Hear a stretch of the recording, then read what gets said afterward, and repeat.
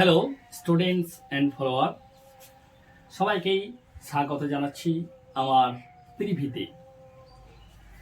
আমরা এ পর্যন্ত নিরপেক্ষ বচনগুলি বাক্য থেকে বচন করার পদ্ধতিগুলো অ্যাপ্লাই করতে গিয়ে এ বচন, আই বচন এবং ও বচন আলোচনা সম্পন্ন করেছি।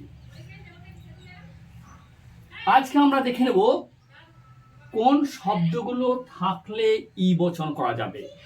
এই বচন করার পদ্ধতিটা একটু সেন্সিটিভ, একটু ভালো করে লক্ষ্য রাখতে হবে সবাইকে। কিন্তু কারণ হচ্ছে ই বচন করতে গেলে অনেক সময় সমস্যা হয়ে যায় আমাদের এ বচনের সঙ্গে।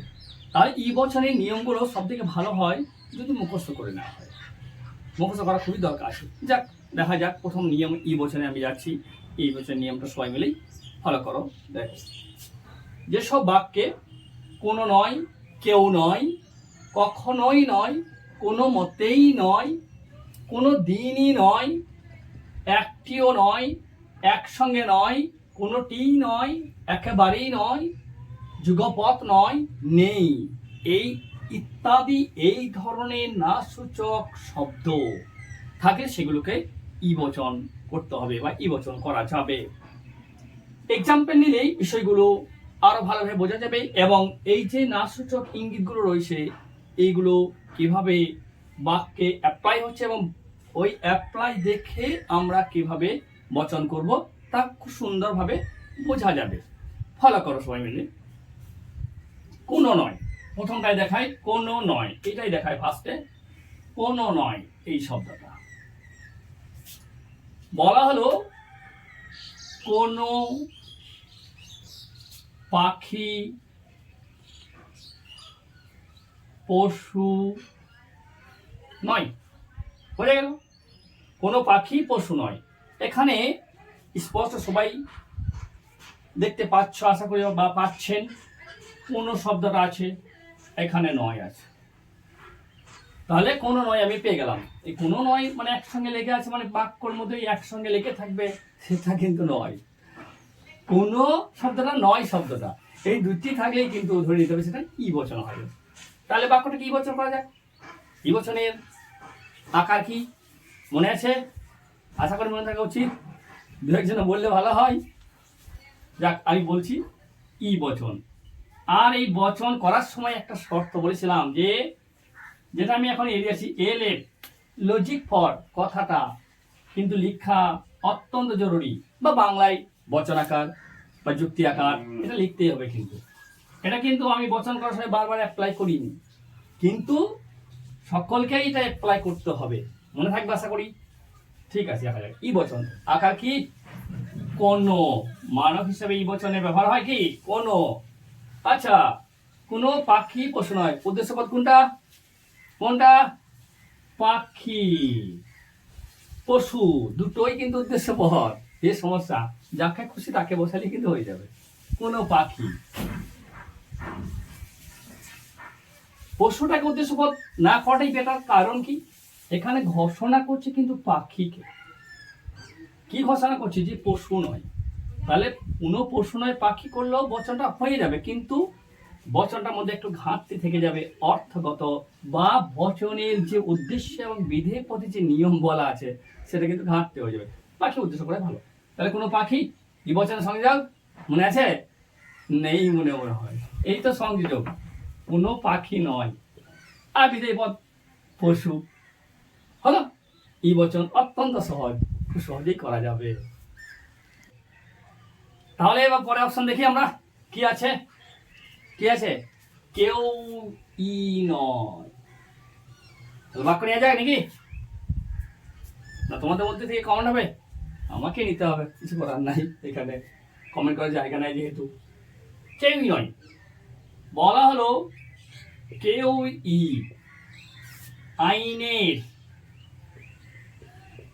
আইনের ঊর্ধ্বে নয়। বারবার মনে হতে পারে স্যার আপনি বারবার এই বাক্যটাকে বেশি ব্যবহার করেন, কেউই আইনের ঊর্ধ্বে নয়। তার কারণ আছে, যদি অন্য বাক্য আমি দেখাবো, পরে দেখাবো, অবশ্যই দেখাবো। হ্যাঁ, এখন এইটাকে ফলো করো। এই বাক্য দিয়ে বেশি ভালো বোঝা যায় আর ভালো বেশি বাক্য পড়ে ভালো করে এটা মনে রাখা যায়। তাহলে কেউই কথাটা আমরা এখানে পেয়ে গেলাম। তার সঙ্গে আমরা নয়টাও পেয়ে গেলাম। নিয়মে কি ছিল? কেউ নয়। তাহলে কোন বচন হবে? ই বচন। করা যাক, বলো এবার। ই বচন। মানব কোন লেখাই রয়েছে নাকি? হ্যাঁ ঠিক আছে, বসিয়ে দিতে। তাহলে কোনো কোনো উদ্দেশ্য পদ কই? উদ্দেশ্য পদ খুঁজে বের করতে হবে, এই জন্য এই বাক্যটা দেওয়া। উদ্দেশ্য পদ কই? কেউই আইনের ঊর্ধ্বে নয়। আমি বাক্য থেকে বচন করা প্রসঙ্গে বলে গেছিলাম যে বাক্যটির অর্থ দিকে লক্ষ্য রাখতে হবে এবং বাক্যটা কাদেরকে নির্দেশ করছে, মানে কোন শ্রেণী বা কোন জাতি বা কোন সম্প্রদায়, মানুষ শ্রেণী না পাখি শ্রেণী না পশু শ্রেণী না উদ্ভিদ শ্রেণী না পাহাড় শ্রেণী না পর্বত শ্রেণী। এই বাক্যটা নিশ্চয় পাখি পশু বা পর্বতকে বোঝা হবে না, এটা কাদেরকে বোঝাইছে? মানুষকে। তাহলে উদ্দেশ্য মানুষ। এবার সরাসরি মানুষ আমি ব্যবহার নাও করতে পারি। মানুষের উপাধিমূলক শব্দ কি বটে? মনে আছে? 2-3 উপাধি আছে। ব্যক্তি প্রধান উপাধিমূলক শব্দ। কোনো ব্যক্তি, এখানে লোক অবশ্যই ব্যবহার করা যাবে, মানুষটা ব্যবহার করা যাবে। কোনো ব্যক্তি নয়, এইটা কিন্তু দ্বিতীয় পদ।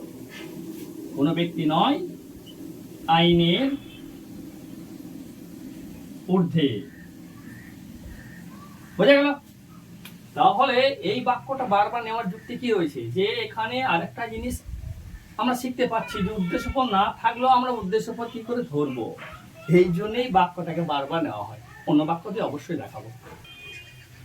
বেশ, তাহলে পরেরগুলো আমরা এক এক করে দেখে নিচ্ছি যে কি করে ই বচন হচ্ছে। আশা করছি এই অপশনগুলো থেকে তোমরা নিজেরাও অনেক পারবে, চেষ্টা করো। কি আছে অপশন? কখনো নয়, কখনো তার সঙ্গে নয়। বাক্য নিয়ে যাক নাকি? ঠিক আছে। মানুষ, ঠিক আছে। কখনো কি বলবো? দেবতা নয়, পূর্ণ নয়, যা বলবে তাই বলো। দেবতা নয়। বাক্যটিতে তাহলেই পারে নিয়মের অংশ পেয়ে গেলাম কি? কখনো কথাটা। আর কি পেয়ে গেলাম? নয় কথাটা। তাহলে চোখ বন্ধ করে ই বচন কি হবে? মানব কোনো। বোঝা গেল? উদ্দেশ্যপদকে নিশ্চয়ই আমরা দেখতে পাচ্ছি মানুষ, কোন মানুষ, সংযোজক জানাই আছে, নয় বিধেয় পদ অবশিষ্ট পড়েই রয়েছে, বসিয়ে দিলেই হবে। কোনো মানুষ নয়, দেবতা হয়ে গেছে। ঠিক আছে, পরবর্তী অপশন দেখা যাক। কোনো মতেই নয়, কোনো মতেই নয়।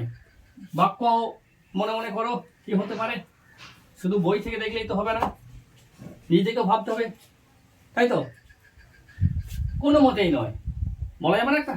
হ্যাঁ হ্যাঁ বলা যাবে। কি? কুকুর। কুকুর কোনো মতেই, কোনো মতেই কি বলবো? বিড়াল নয়, বিড়াল নয়। হয়ে গেল। এরকম আরো উদাহরণ নিয়ে যেতে পারে। গরু কোনো মতে ছাগল নয়, এটা হয়ে গেল। তাহলে এখানে আমরা ই বচনের নিয়ম থেকে আমরা অপশন পেয়ে গেছি, দেখতে পাচ্ছি সবাই আশা করি। হ্যাঁ, স্পষ্ট কোনো মতেই নয়। তাহলে কোন বচন? ই বচন। ই বচন। মানব বসাবো না বসাবো না? অবশ্যই বসাবো। কোন উদ্দেশ্য পদ কাকে ঘোষণা করছে? কুকুর সম্পর্কে। তাহলে কোন কুকুর সংযোগ নয়, উদ্দেশ্য পদ বিড়াল। বোঝা গেল? অত্যন্ত সহজ, এতটাই সহজ, চিন্তার বাইরে। শুধুমাত্র শব্দগুলোকে একটু মনে রাখা, সবাই মনে রাখলে কিন্তু পারবে। আমি কিন্তু সরাসরি ক্লাসে গেছিলাম। একটা কথা আবার বলি, সাবস্ক্রাইব চ্যানেল বলে বলে প্যান প্যারা নিয়ে করছি না। বিষয়টা হচ্ছে যে এই ধরনের লজিক ক্লাস যাতে আরো 5 জন স্টুডেন্ট পায় এবং তারা উপকৃত হয় সেই অনুরোধটা রাখছি। এই জন্য প্রয়োজন রয়েছে চ্যানেলটিকে যত পারা যাবে শেয়ার করা। আশা করি বোঝা গেছে। Thank you. আরও বাক্য নিয়ে পরের ক্লাসে আমি দেখাচ্ছি।